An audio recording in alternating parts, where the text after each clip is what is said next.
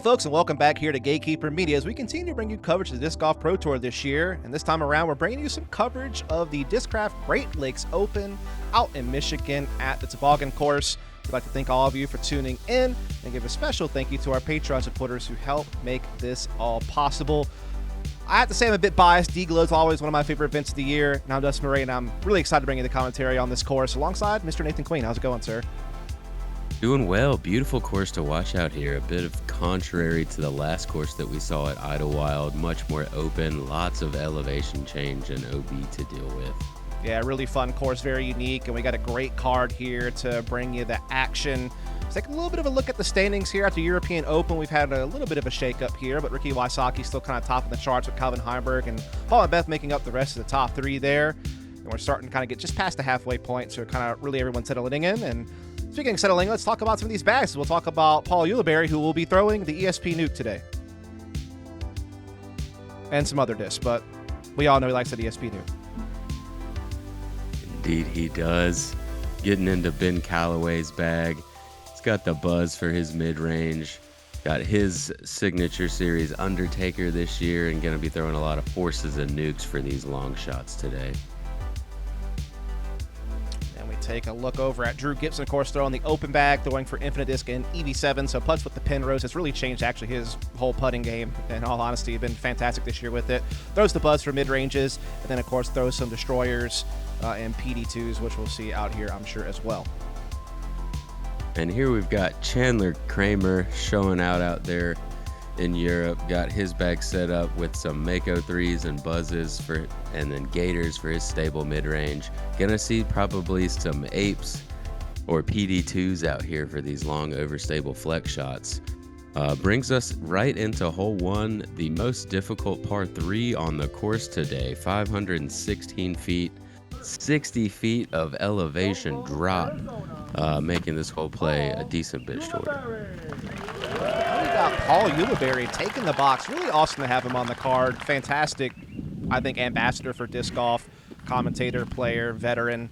Out with injury for a lot of this year for 2 to 3 months, but returned and did pretty well at Idlewild, and now we have him back here for D-Glow. Looks like he is going to be playing a backhand turnover line on this one.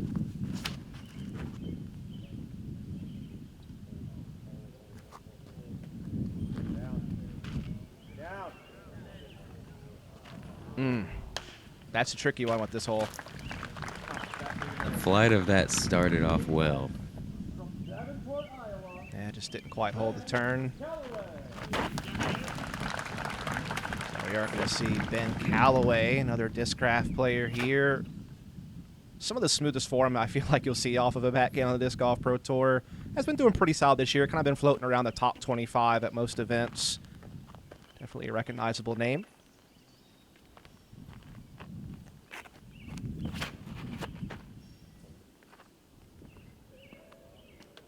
So that's going to hold a little bit better. Oh, yeah. Way down there. Yeah, good correction off of the first tee. From San Valley, Arizona, Drew Gibson. Of course, we got Drew Gibson here, one of the most powerful throwers on tour. Of course, we saw him win that fantastic playoff against Gannon Burr at the Las Vegas Challenge earlier this year. He also came 10th at our first major of the year at Champions Cup. Was not in attendance at the European Open. I feel like he's had a couple events he's had to sit out, but always fantastic to have him on the card when we can. Definitely has enough power. I expect him to get this turned over enough and not have to worry about that OB left. Kind of just died and fell short of where he wanted to be. Very hard hole to attack with the backhand as right-handed player for sure. But I don't think this guy's going to have to worry about that, is he, Mr. Nathan Queen? No, ideally, this is the play that you want. If you have that power forehand, 450 feet or so, probably about how far this plays with the drop. So, Nathan Queen, I'm going to do something with you here, all right? Over, under, 1. How many backhands off the tee does Chandler Kramer throw today? Over, under at 1. Oh, I guess I'm going to go under. That's fair. That's a fair line to take. Of course, Chandler Kramer's kind of been the breakout player this year, man. Like, had a really good run at Beaver State Flinged and placed top 5 at PCS Sula Open, then placed top 5 at a major at the European Open. That was just fantastic to see his name just really kind of come out of nowhere. He's only been playing for a couple of years, I feel like. Absolutely, and top 5 at a major, it doesn't. And he, not saying that he's had a bad rest of the season, because he has shown out for some of the rest of the season as well. Absolutely. But top five at a major is gonna give you that breakout season, especially only playing for a couple years. As we see Paul pitch up now, going to be putting for 4. Chandler pitching up, and Drew doing the same. This is Ulibarri looking for par, and he'll find it. Or a bogey, excuse me. He did go OB off the tee, so we'll be taking that penalty. And he's basically the antithesis of James Conrad, Chandler Kramer. I don't really know of another guy like him on tour that's very strictly forehand. I think we will see a backhand from Chandler before too much longer. Yeah, you feel like risk of injury eventually starts to settle in at some point. Well, just only playing for a couple years, if you really want to get good fast, you're going to work on a particular shot and not work on another one too often. So I'm sure he's sprinkling in some backhands, just not quite ready to break it out yet. Taking us into hole 2, first par 4 of the day, 680-foot par 4. You've got about 300 feet to the bottom of this hill here.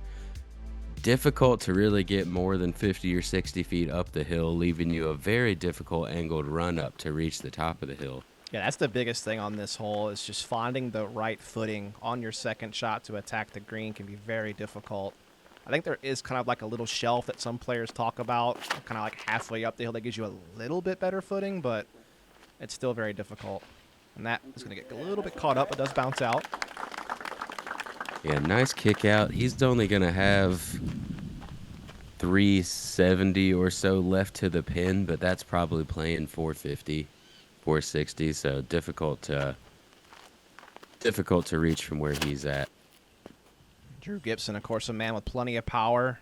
Pumps this one out there. Looks like it didn't quite get out of that turn. Kind of gets caught up on that right-hand side just a smidge. Looks like there was a little bit of headwind off this tee, and when you're already throwing uphill and dealing with headwind, that is a very difficult recipe to try to battle through. And this Toboggan course is very inconsistent as far as wind goes. It'll seem like a headwind, but that's probably only for the first 200 feet of the flight.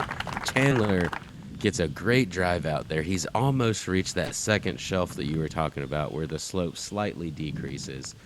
But he's in good position with the forehand play either way. And Yuli puts this on a good line, pretty much tracking center the majority of the flight, and will settle in a pretty decent spot. But yeah, this is that uphill approach that we were talking about that you're often going to be faced with on shot number 2. You see Ben run up sideways there, trying to combat that uphill. And he's able to get close to the top. That's probably right around Circle 2's edge. Absolutely. Looks like Drew Gibson's going to be going for maybe a bit of a standstill here on the edge.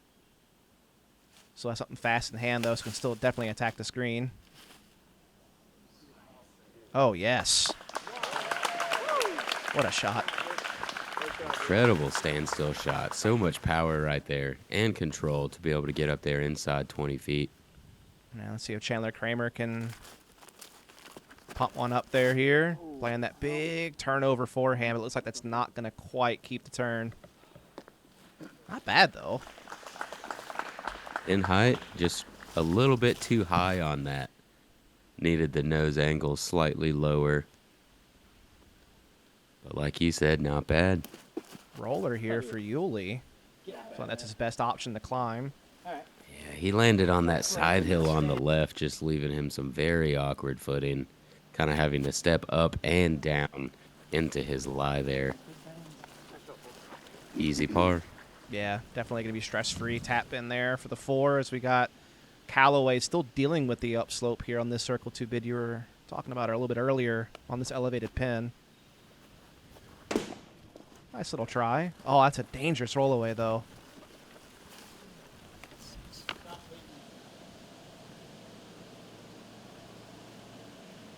In there. Good. Maybe 44 feet here. Be a good way to get the round started, but leaves it just a bit low. And you have to settle for par. Looks like pretty much the whole card is, except for Gibson, who has a pretty good little look at birdie. Callaway will sink the par, no problem. Pretty much a drop-in par for Uli and Kramer at this point. So we'll see if Gibson can take the solo score. Yeah, we need to get a birdie on the card. We do. Of course, this course is playing a little bit harder this year than in years past due to some changes, which we'll get to later. But yeah, definitely want to try to get something going here on some of these more open holes. These first two holes are some of the harder ones on the course. Averaging over par, but Drew able to connect for the birdie 3 there after a very good standstill up shot from slightly off the fairway. Yeah, power certainly comes with a premium on this Toboggan course with a lot of the elevation change that you have to deal with, particularly some of these uphill shots. You see the rest of the card clean up here, no problem, so no further blemishes being taken as we head on to hole number 3. Yeah, usually after you've waited for about 2 cards, you get to tee off here. And again, you're dropping down about 60, 65 feet. If you can get your tee shot to carry about 500 feet off the tee and land up to the left, that's going to be your ideal landing zone. You've got OB if you go too far left. And if you go right, most of the time you might as well just be OB. Yeah. I thought that's the usual error, is like you want to stay away from that OB left, and so a lot of discs will usually get overturned and get stuck in those woods on the right-hand side you're talking about. It's like that one actually does just stay in bounds there on the left-hand side, so he'll have a chance to attack the green. Yeah, there is a little bit of tall grass that is in bounds on the left side over there. He's probably close to that 450, 500 range down there on the left side. Should be able to see the pin just in that tall grass. Now, Ben's going to get a little bit farther down there, but it's blind from where he's at. Nice. So he's probably reached that 500, 550 range, but not going to be able to see the pin. Yeah, definitely laced that one, but like you said, still leaves him a little blind on the approach is Chandler Kramer. Let's play that forehand up the right-hand side. Looks like he didn't get in too much trouble. Yeah, should be in a similar position distance-wise as Paul, just down there on the right side. Or excuse me, as Ben. Here's Paul. Uh-oh. Yeah, and this is really the trouble that you run into on this hole. Yeah, He is fortunate that we can see him right now. That is a good point. You know, like, you know, you do have to kind of take stock of the situation. This is actually a pretty solid little standstill turnover he played here. Yeah, going to be in a great position for a par now. Got up there far enough to the left side. He can see the pin. Should be a fairly easy approach. Yeah. And here's Gibson on that left-hand side. Will be able to see the pin and certainly has distance required to cover the rest of this ground. You see how close he came to that OB over there on the left side. Yeah, but takes advantage of that inbalance placement. Puts that one right near the bullseye. So a chance to go birdie here. It's going to be a tough standstill forehand for Kramer. But, oh, man. All right, then. Yeah, does it nicely. Gets inside 25 feet or so. Gonna have 2 birdie looks so far. Callaway, even though this is a blind approach, I'm sure through practice he probably has a pretty good idea on what he needs to do, and he's not too far away. Yeah, should be going with a mid-range disc here. And hangs it out a little bit wide right, but inside the circle. A little bit of a nervy putt.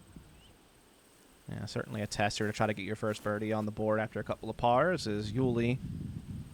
Trying to salvage par here, and he's done plenty with that approach to walk away stress-free. You see those banners waving in the background. Looks like Chandler's got a nice headwind putt here. And it does lift right over top.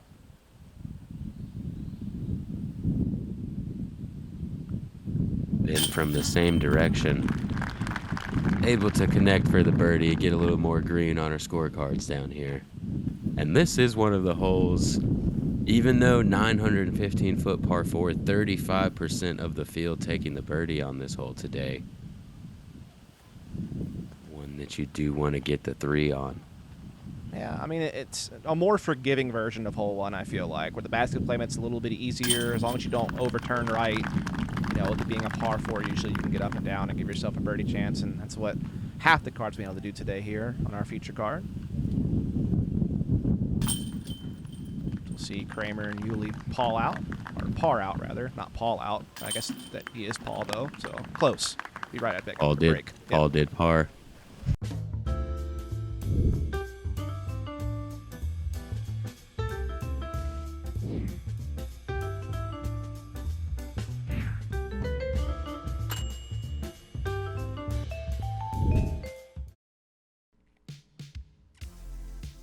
All right, so if you didn't get your first birdie of the round on the last hole, here's your chance. The easiest hole on the course, 580 feet. Land here off of your tee shot. There's a couple different ways to do it.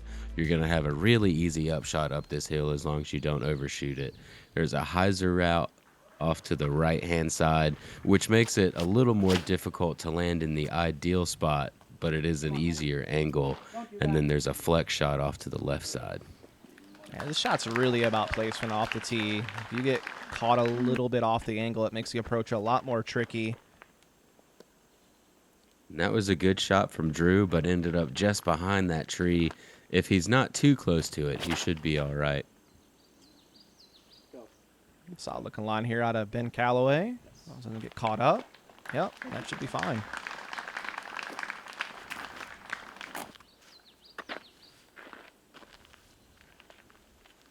I imagine we're going to see that left line here. It's more of a lower flex. Getting this one a little high. If it drops quick, it can miss these branches. It does miss those branches. He's going to be ideal. Wide open look up to the pin inside 200 feet. Yeah, really well done there from Kramer. Again, always taking the road less traveled by on many cars that he's on. This looks maybe a little too centered from Uli. Well, it does fly through. He got up there past those trees that the other guys were underneath. Oh, yeah, Ben got a wide open look here. So Uli's going to have a bit of a funny angle into the gap, but still pretty reachable. Yep, just kind of play the hill and skate it up. And that's exactly what Callaway does there. Puts him well within the circle to grab his birdie. Let's see what kind of angle Drew Gibson's going to have here. Oh, yeah, this tree is definitely causing them to have to work a little bit harder at this one. He's going to kind of go understable putter shot here. Looks pretty good. Yeah, adapt and survive there from Drew Gibson. Figures out a way around that one. And, yeah, Uli has an open look here.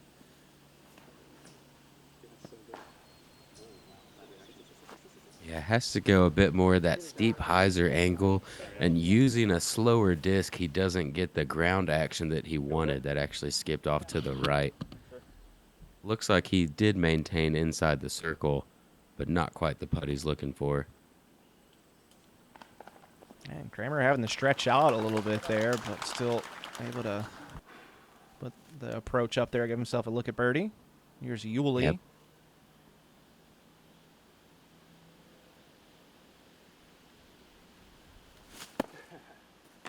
Just comes up short. Set off another par. So a little bit of a slow start there for Ulibarri, but still a lot of holes to play. For the turkey. There you go. Gibson starting to catch a little bit of fire here. Absolutely. That's a good start out here. 3 and 4 ones you want to get. Tack one on top of that. You're starting to get on a roll. Here's another chance for Chandler to put one on the board after 3 pars to open the round. And that'll fall dead center. Really well done there from Kramer.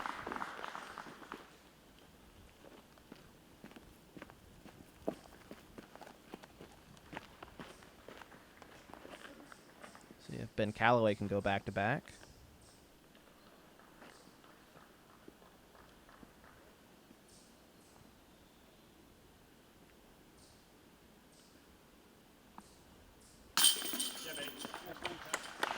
an issue, and that's what you expect to see on this hole. 53% of the field taking a birdie. Paul needs to get things going a little bit. That bogey to start the round kind of has him stagnant. Needs to get a birdie or two to get himself going. The next hole, a birdie would definitely get you going. Probably my favorite tee shot on the course right here, hole 5, 480-foot par 4. Got about a 35-foot wide fairway or so, and another about a 30-foot drop.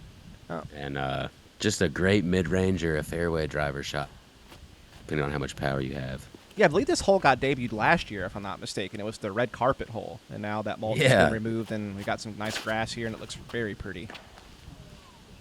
That shot, unfortunately, though, not going to find any of that nice grass we just talked about.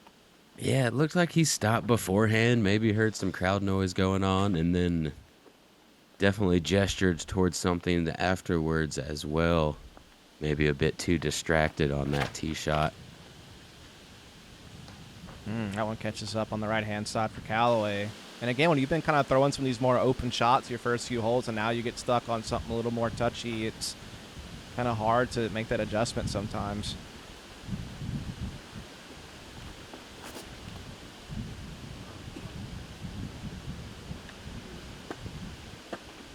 Again, not quite getting the line right on this one. Yeah, no one's found the fairway yet.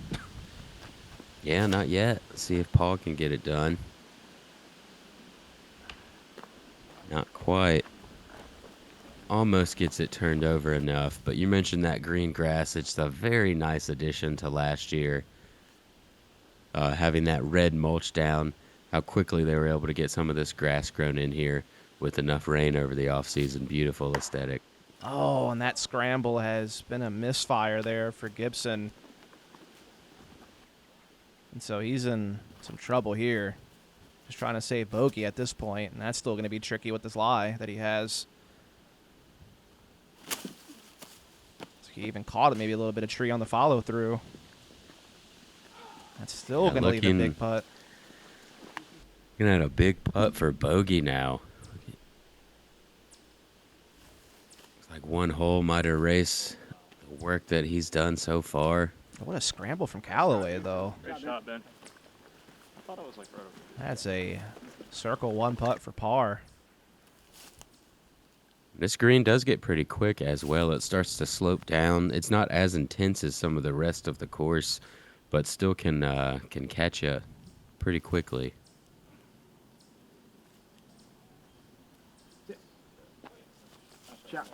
Takes a couple of extra bounces there. I was on a great line, but still going to leave him a tester to save his par and try to at least maintain that pace.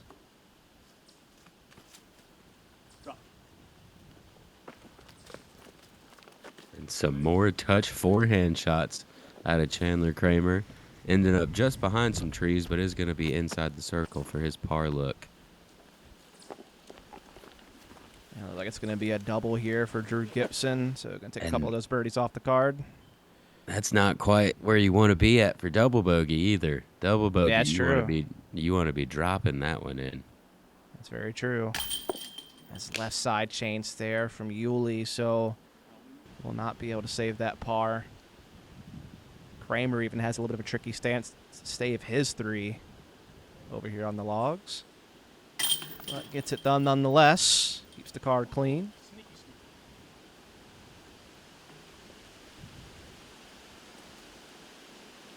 And yeah, like you were kind of indicating, it's a little bit of a tester here for Drew Gibson just to save the double.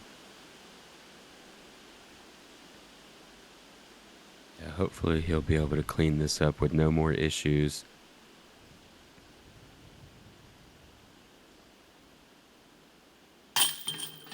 We'll find it. Yeah, and that's a nice hit after scrambling down the fairway. A bit surprised. This hole played under par on the day due to the fact that 22% of the field were able to get the birdie.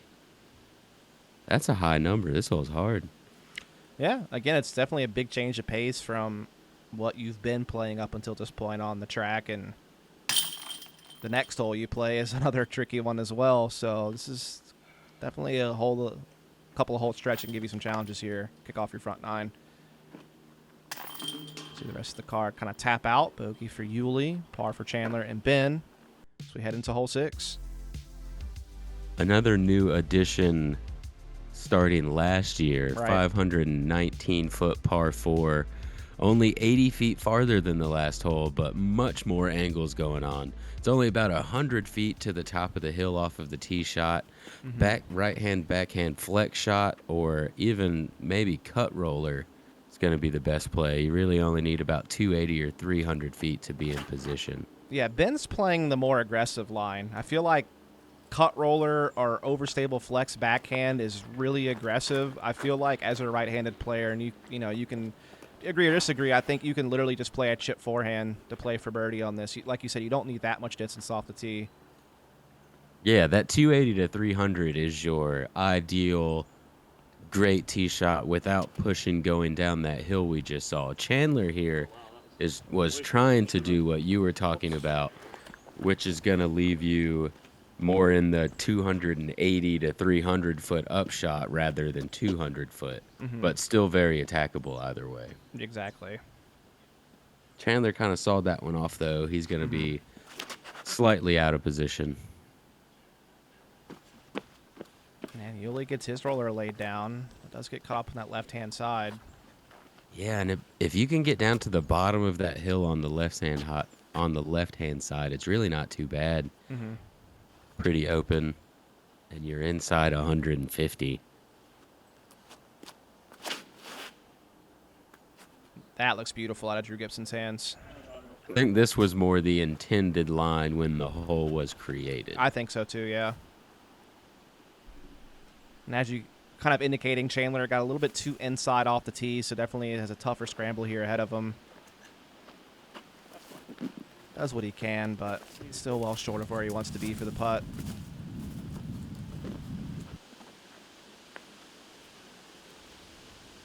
Drew is probably in that 250, 240 range into the pin from here. Yeah, certainly could still get a birdie here as long as you can hit the gap. There's also kind of a tricky slope, I feel like, on the green that you can hit and kind of slide around if you don't flatten out. And, yeah, unfortunately, Drew gets caught up early there. Catches that early tree. It was giving him a really funny angle. Does get nice tree play, though, and have a fairly easy upshot here, besides that vine right in front of him, which he is able to get past. And he will be able to settle, doesn't get a roll away off the slope, and so we'll have a pretty routine putt to save par. Now here's been Callaway, and he kind of got caught up on that left-hand side off the tee. Still has an open look. Maybe a little bit more thick in there, a little bit of a tough footing, but seems like he's got an open swing. Gets it up there, gets a bounce. What? Oh, he skips it in. Oh, my. Ben Callaway with the eagle on hole 6. Let's watch it again. See that Gatekeeper rewind. I mean, it was obviously just a smart play, just playing the bounce on the upslope, trying to have it settle, but he gets more than he was bargaining for, but he'll accept it, of course. Gets the eagle. That is the way to get things going. That mid-ranger putter skip into the basket. That's always what you plan on, right? Man, that must have been probably, like 200 feet on that? Yeah, I'd say he's probably 180 to 190. Plus close uphill. To that 200 range, yeah. Wow. Sweet stuff. That's nasty. 4 down. He's all of a sudden right there at it. Right on pace. 4 down through 6 holes. Oh, yeah, no doubt about that.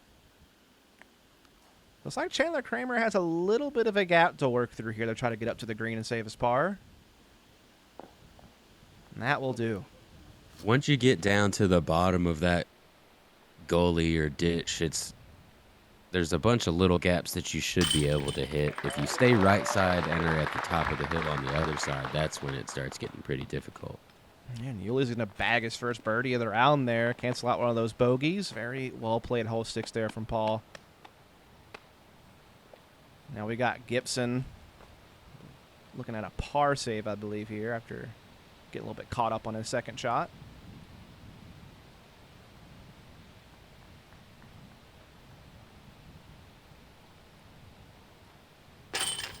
Ooh, just skates it over there. Big drop off behind the basket, so you definitely don't want to be high. But I'm sure he wanted to be a little bit higher than that. Yeah. Not to wipe a bead of sweat off the brow after that one. As we come back from a short break, we'll finish off this front nine. If disc golf is your game, make Gotta Go, Gotta Throw your disc golf warehouse. With a huge selection of discs, bags, baskets, carts, shirts, and more. GottaGoGottaThrow.com has all the tools to take your game to the next level. Shop online or our Golden Valley, Minnesota store. Free shipping with all online orders over $75. Online or in-store, get what you need for the game you love. GottaGoGottaThrow.com, your disc golf warehouse. In the game since 1993. All right, hole 7, 667-foot par 4. If you get to this tree, you've made it about 385 feet off of the tee. You can carry just a bit past that, then you're going to be in the best position to get up and down. About 275 feet for your upshot. Got this big goalie to throw over on the first, so angle control, nose angle control is really the most important to land in the middle of the fairway. Yeah, placement's a premium on this hole to be able to attack that straight gap, and Callaway does manage to stay in the fairway here up that right-hand side, so pretty well done. That's the place to be. Has clean footing, going to be looking straight at it. The farther left you are on this fairway, there's some branches that stick out and kind of pinch you off more. Mm-hmm. So best to be right just where Ben's at. This one's fading out a little bit earlier from Uli. We'll get caught on that left-hand side you were referring to. Might still have the scramble opportunity, but going to be trickier for sure. Yeah, once you push into that tree line, it gets a very difficult angle up to the green. But still possible to do. If you get too far left, it does drop off as well. Oh, man, he almost got through everything, and still pretty solid placement when it's all said and done from Chandler. And I'm sure Chandler, like myself, appreciates the Mando being gone that used to be on this tree. The tree across that gully, you used to have to cross to the right of it. You couldn't go left. I am very happy that's gone, at least. And Drew, it's a nice shot out there. Take a look at his form. See, he's got that very slow run up.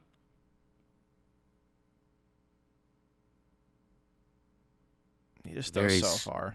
Yeah, straight pull back, and you see his hips and his arm, or his hips and his pull through align perfectly, allowing him to throw so far. Yeah, I feel like, me, myself, kind of a... Oh, man, that was... Oh! Speaking of throwing far. Yeah, sorry. I was just going to say, Drew Gibson kind of, for a newer player like me as far as actually trying to play the game over these last couple of years, kind of I think a lot of people feel like you have to put in so much speed and effort to throw far, and I feel like Drew Gibson's the perfect example of you don't. You can still generate power smooth and slow. Yeah, it's really that timing and getting your hips to rotate, getting that pop with your hips. Man, this is such a clean line that Ben has in front of him. He did such a good job off the tee. Yeah, this is almost putter if he wants it. Oh. Kind of leaked that one left. Yeah, that's a disappointing feeling. Even if you do still creep to circle's edge there, that's supposed to be a park job. Yeah, you feel like it's right there in front of you. Drew also skating up there in circle one there off the side. Long jumper here for Uli to try to get his birdie. Maybe just outside the circle, but count it. All right. Fights his way back to even now. Still has a chance to finish this front nine under par. Let's take a look at this rewind. Uli has those little jumpers down, man. A little jumper hyzer putt. That's something he's been working on these last couple years. Right. I've heard him talk about it quite a bit, just out practicing, talking about how he needs to get his circle 2 percentage up. Kind of a decision for Chandler here. It drops off a good bit behind this basket. Uh-oh. Wrong decision. Well, it's kind of curling back at least. It didn't Okay, get as bad that's as it could have been. Yeah, if you decide to go for it, you need to give it that full bid and get it high enough. You want to catch some chains. Less chance of roll away. I think Ben wanted to catch more chains than that, though, unfortunately. Yeah, that's an unfortunate slip away after that fantastic drive. Gonna be settling for the par. Drew getting a nice birdie, though. Getting back to 2 down for the round. Yeah, he was certainly on a hot pace to that double on hole 5 and trying to gain some of that ground back here with that one. Well done. Chandler still has a little bit of a tester out here in front of him to save par. Oh, and that's a little wide and high as well. And I'm not sure where that settled, honestly. Yeah, not too far, but still kind of a tester after you were putting for birdie already on this hole. Once you've stared down this hill one time, you don't really want to do it again. But way to clean himself up there. Not go too far on the red. Yeah, frustrating, I'm sure, after having a pretty decent tee shot. But again, still has a lot of time to make that up. Callaway will tap in par and a little bit of dew to hole 7. Just a couple holes left to go here on the front 9. Hole 8. You've got a small gap here. It's about 170 feet to get past those branches above you. If you can throw about 280 or 300, you'll land just to the left of that tree and have maybe a 215, 220 foot upshot from there. A little shorter, and you're going to have an uphill run up for your upshot. I feel like this hole, getting left is more of a premium than getting distance. Absolutely. I was just about to say, if you stay too far right, then you have a much harder upshot. Very difficult high Anheuser flex. Uh-oh. That's a par. Yep, that's what they call those.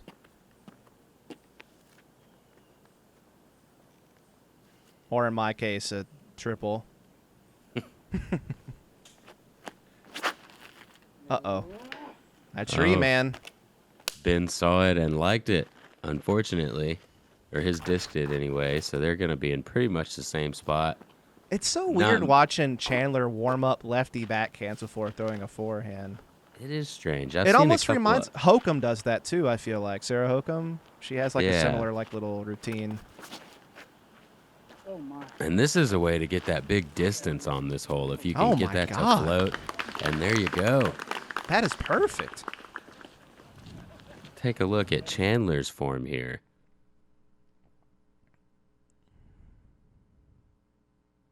Quite the antithesis of Drew's slow run up. He's got that quick little crow hop and just uses that momentum to snap his wrist forward.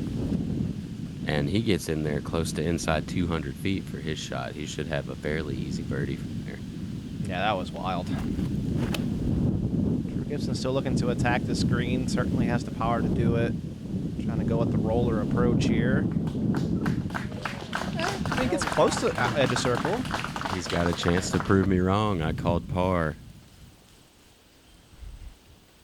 I mean, for mere mortals, it would be, but Gibson's just got such crazy power. And Ben gonna try to do the same, but doesn't get the turnover. Does that catch? May have gotten a bit of good luck there. Looked like it could have gone a little further.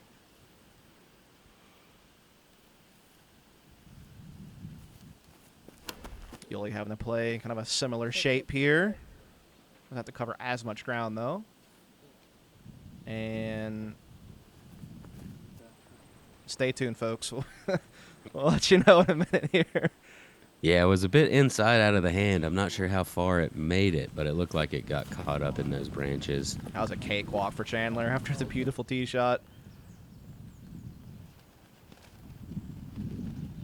Ben with the long look. This is probably playing like 100, close to 100 feet putt here.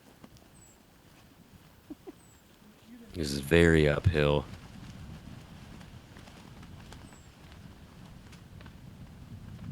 from the abyss And- disappears. There was Paul. He was in there somewhere. He's going to be able to get up and down for his par. Here's Gibson for a chance to save birdie after a very tough tee shot. This would be a miracle birdie if he's able to connect on that. Oh, my goodness. He's done. Oh, and he does it. How does it feel? How does it feel, Nathan? Oh, man, I like it when people prove me wrong. That means I watched something awesome. Just to act like I wasn't right there saying it with you. So, I'm just chucking that bus right on top of you, buddy.